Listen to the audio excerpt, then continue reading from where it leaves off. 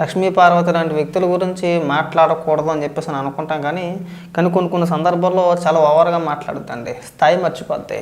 తన బతుకేంటో తను గుర్తించక ఏది పడితే అది మాట్లాడుతూ ఉంటుంది. ఈ రోజు నిన్నో అనుకుంటా జోగి రమేష్ని పరామర్శించడానికి వెళ్ళి అక్కడే వాళ్ళ ఇంట్లోనే అనుకుంటా ఒక ప్రెస్ మీట్ లాంటిది పెట్టి చంద్రబాబు నాయుడు గారిని ఉద్దేశించి వ్యక్తిగతంగా లక్ష్మీ పార్వతికి వచ్చింది అదొకటే, సబ్జెక్ట్ పరంగానో లేదంటే విధి విధానాల గురించో లేదంటే వైఎస్ఆర్సీపీ పార్టీ విధానాల గురించో ఏ రోజు మాట్లాడదు. చంద్రబాబు నాయుడు గారిని దూషించడానికి మాత్రమే లక్ష్మీ పార్వతిని రంగంలోకి దింపుతారు. ఒకసారి ఈ నీచురాలు ఏమని మాట్లాడుతుందో ఒకసారి వినిపిస్తా చూడండి. చంద్రబాబు సిగ్గు లేదా నీకు? 80 ఏళ్ళు దగ్గరికి వస్తా ఉన్నాయి, కొంచెమే కూడా ఆలోచించవా నువ్వు? ఏంటి అసలు నేను నా వల్ల నా బతికేంటి? ఇన్నాడు నేనేం సాధించాను? లక్షల కోట్లు సంపాదించు, ఇది ఒక్కటే కదా. నిన్ను గురించి నీ భార్య అయిన మంచిగా చెప్తుందా? నీ గురించి ఎవరు చెప్పరు. నీ గురించి అందరూ తిట్టేవాళ్ళు. నీ గురించి నీ కొడుకు కూడా చెప్పుకోడు. నీకు ఇది ఒకటే వచ్చింది. ఎంతసేపు చంద్రబాబు నాయుడు గారిని వ్యక్తిగతంగా విమర్శించడానికి తప్పితే నువ్వు దేనికి పనిచేయవు. ఇక బతుకుల గురించి స్థాయిల గురించి నువ్వు చెప్పకూడదు. చంద్రబాబు నాయుడు గారు భార్య చంద్రబాబు నాయుడు గారిని తిట్టుకుంటారా? నీకు చెప్పారా? ఎప్పుడైనా విన్నావా? సిగ్గనిపించలేదు కాస్తైనా సరే. ఇంక వ్యక్తిగత జీవితాల గురించి మనం మాట్లాడుకుంటే నీ అంత పరమ బోకు జీవితం ఎవరిదే ఉండదు. మాట్లాడకూడదేమో కానీ ఇలాగా ఉదాహరణ చెప్పిన నీ తల్లిదండ్రుల తరపుల్లో అంటే నీ పుట్టింటి తరపుల్లో ఎవరు కూడా లక్ష్మీ పార్వతి మా చుట్టమని చెప్పేసి ఏ రోజు చెప్పుకోరు. అక్కడ దాకా వద్దు. నీ కొడుకు డాక్టర్ కదా. ఏ రోజైనా సరే శుభకార్యానికైనా అశుభకార్యానికైనా సరే నిన్ను ఇంటికి పిలిచి ఇదిగో మా అమ్మ అని చెప్పేసి ఒకే ఒక్క ఫోటో నీ కన్న కొడుకుతో ఒక్క ఫోటో దిగిందా ఫోటో ఏదైనా ఉంటే చూపించి పబ్లిక్గానా నీ కొడుకు చెప్పుకోలేరు. నీ కుటుంబం అంటే నీ పుట్టినతోల తరపున వాళ్ళు కూడా నీ గురించి చెప్పుకోలేరు. లక్ష్మీ పార్వతి మా ఇంటి పిల్లనో లేదంటే మా అక్కనో మా చెల్లనో మా పెద్దమ్మనో మా పిన్నమ్మ అని చెప్పేసానో నీ కుటుంబ సభ్యులు నీ గురించి చెప్పుకోలేరు. అంత నీచమైన బతుకు మంది. అందరూ నిన్ను తిట్టుకున్నట్టే తిట్టుకుంటారని చెప్పేసి అనుకుంటారా లక్ష్మీ పార్వతి? ఈ రోత మాటలు ఈ రోత బతుకు ఇంకా నీకు పుల్లలో పెట్టేదాకా పోతే ఇంకా ఇది ఒక్కటే తయారైంది మన జీవితానికి. మన దరిద్రానికి ఇది ఒక్కటే వచ్చి మనకి తగలాడు. ఇంకా ఎందుకు ఈ బతుకు ఉండి ఏమి లాభం అయ్యా? నువ్వు అధికారంలో ఉంటే నువ్వు డబ్బు సంపాదిస్తావు, దానివల్ల ఏ పరమార్థం ఏముంది? రేపు అక్కడ చెప్పుకోవద్దా నువ్వు? ఆ దేవుడి దగ్గర నువ్వేం సమాధానం చెప్పుకోవా? దేవుడితో కూడా ఆటలాడుతూనే ఉన్నావు నువ్వు. నీ లడ్డు వ్యవహారం అంత కల్తీది నువ్వు సప్లై చేస్తావు. నీ హెరిటేజ్ ద్వారానే అన్ని ఇందార్ సంస్థ కానీ లేకపోతే విష్ణు కానీ తెగిపోద్దు. పోరంబోకు మాటలు మాట్లాడావంటే నువ్వు అరాకొరా తెలివితేటలతో ప్రెస్ మీట్లు పెట్టి వయసులో పెద్దను అయిపోవు, కానీ నువ్వు అడ్డగోలుగా ఏది పడితే అది మాట్లాడితే చెప్పులు తెగిపోయేలా కొడతారా? నీకు సగం తెలిస్తే సగానికి పైగా తెలియదు. నీకు తెలిసింది 10% అయితే నీకు తెలిసింది 90% అలా నువ్వు మాట్లాడతావు. ఎదవ అడ్డగోలు వాదన వద్దు. సిబిఐ ఛార్జ్షీట్లో ఏముందో తెలుసా? నువ్వు వచ్చి సిచ్చి కిచ్చి అంటే అయిపోద్దా? ఇంక నువ్వు దాన్ని తయారయ్యి మా దరిద్రానికి నువ్వు మాట్లాడాలా మేము వినాలి. మా దరిద్రం మేము చేసుకున్న పాపం ఏంటంటే చివరికి నీలాంటి వ్యక్తులు నువ్వు అర్థం చేసుకో. చివరికి నీలాంటి వ్యక్తులు మాట్లాడితే మీకు కౌంటర్గా మేము వీడియోలు చేసావు చూసావా? అది మేము ఏ జన్మలోనో చేసుకున్న పాపం లాంటిది. అది పాపమే, అది మా కర్మ. అది నీలాంటి వ్యక్తుల గురించి మేము మాట్లాడాల్సి వస్తుంది. పైగా క్యారెక్టర్ల గురించి నువ్వే మాట్లాడాలి. మహా గొప్ప క్యారెక్టర్ నీది. గూగుల్లో అలా కొడితే ఇలా అవుతుంది నీ చరిత్ర, నీ బతుకంతా కూడా. నీ మొదటి భర్త అదే వీరగంధం సుబ్బారావు ఒక ఇంటర్వ్యూలో చెప్పుకొచ్చాను నీ భాగవతం అంతా కూడా. నువ్వు ఎంత పెద్ద పత్తిత్వవో నువ్వు ఎంత పెద్ద ఇల్లాలవో అనకూడదేమో ఇలాంటి పదాలు ఉదాహరణకు చెప్తున్నా. నీ ఇల్లాల తత్వం అంతా కూడా నీ మొదటి భర్త అయినటువంటి వీరగంధం సుబ్బారావు అనేక ఇంటర్వ్యూలు లాస్ట్ ఇంటర్వ్యూలో కూడా చాలా కూలంకుషంగా వివరిస్తూ చాలా చక్కగా చాలా పద్ధతిగా చెప్పాడు.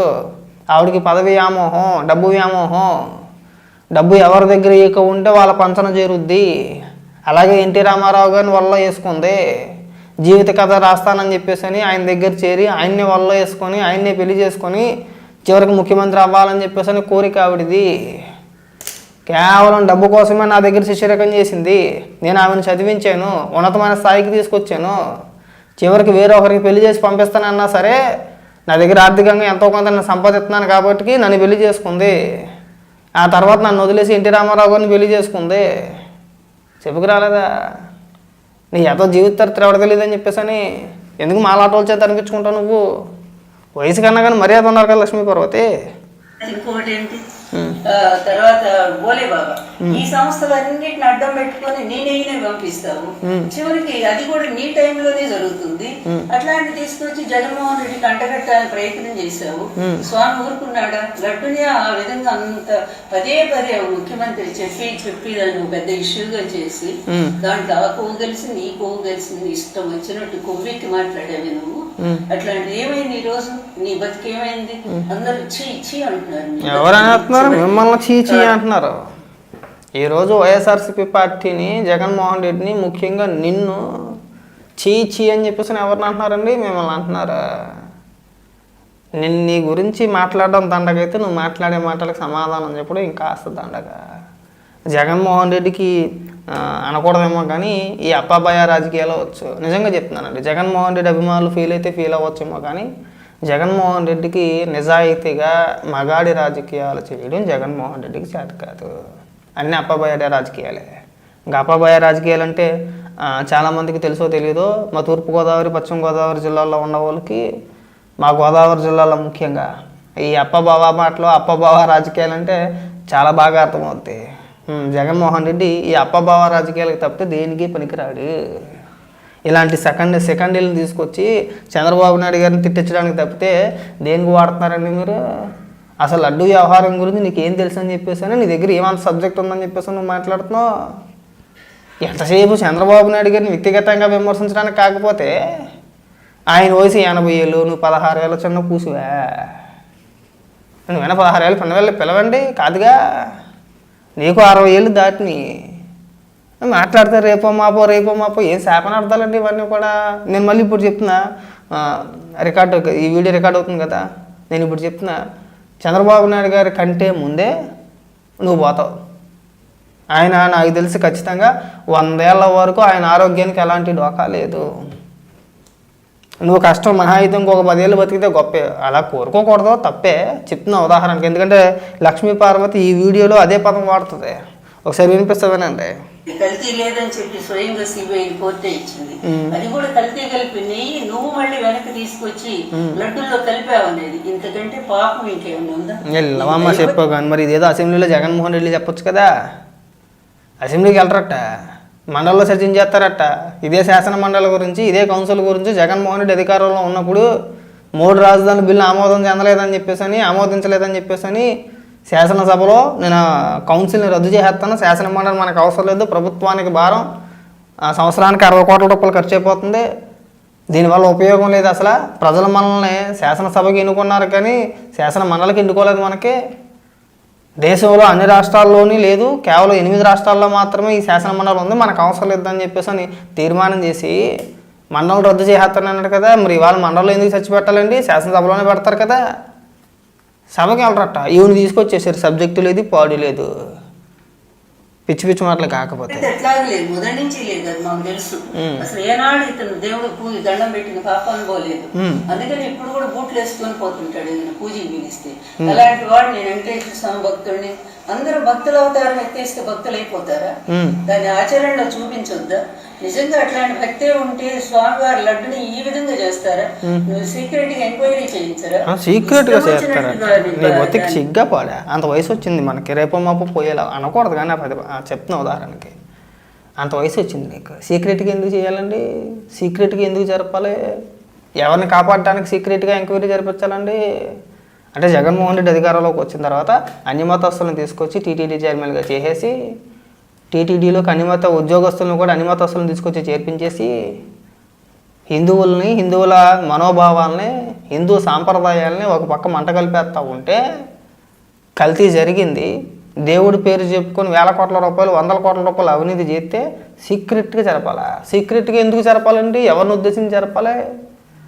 సీక్రెట్గా విచారణ జరిపి ఎవరికి లబ్ధి చేకూర్చాలండి? అంత అవసరం ఏముంది? సీక్రెట్గా జరిపించాల్సిన అవసరం ఏముంది ఇందులో? అంత అవసరం ఏమీ లేదు. జగన్మోహన్ రెడ్డి తప్పు చేశాడు. జగన్మోహన్ రెడ్డి టీటీడీ చైర్మన్గా అన్ని మతస్థులను తీసుకొచ్చి కూర్చోబెట్టడమే మొదటి తప్పు కదా. మరి అలాంటి వ్యక్తులకి హిందూ మతం పైన కానీ హిందూ సాంప్రదాయాలపైన కానీ గౌరవం లేని వ్యక్తులను తీసుకొచ్చి టీటీడీ చైర్మన్గా చేస్తే మరి ఇలాంటి దారుణాలకు ఒడిగట్టకుంటే ఏం చేస్తారండి వాళ్ళు? పైగా సీక్రెట్గా విచారణ జరపాలా? సీక్రెట్గా జరుపుతారా?